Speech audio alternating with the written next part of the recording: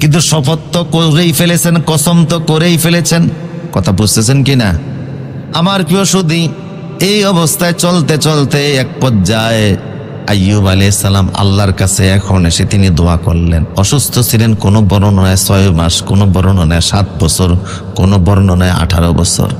তা আছে আদাদুল কালিল লা ইয়ানফিল আদাদুল কাসির, কম সংখ্যা বেশি সংখ্যাকে নফি করে না।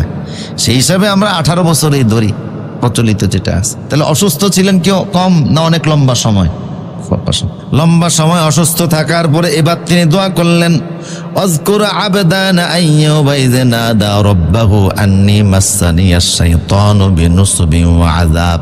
আল্লাহ পাক বলেন, নবী আমার বান্দা আইয়ুবের কথা স্মরণ করুন, যখন সে আমাকে ডেকে বলেছিল, আল্লাহ অভিশপ্ত শয়তান আমারে কষ্টে ফেলে দিয়েছে, আমাকে পেরেশানির মধ্যে ফেলে দিয়েছে, এত কঠিন পরিস্থিতির মধ্যে আমি কোনো অভাব অভিযোগ তোমারে আমি দেই না, এরপরেও সে একটার পর একটা জানায় আমারে ডিস্টার্ব দিচ্ছে, আমার সাথে পারে না, এখন আমার স্ত্রীর দিয়েও ক্ষতি করার চেষ্টা করতেছে, নাফরমানিমূলক শব্দ, অসন্তুষ্টিমূলক শব্দ বের করার চেষ্টা করতেছে।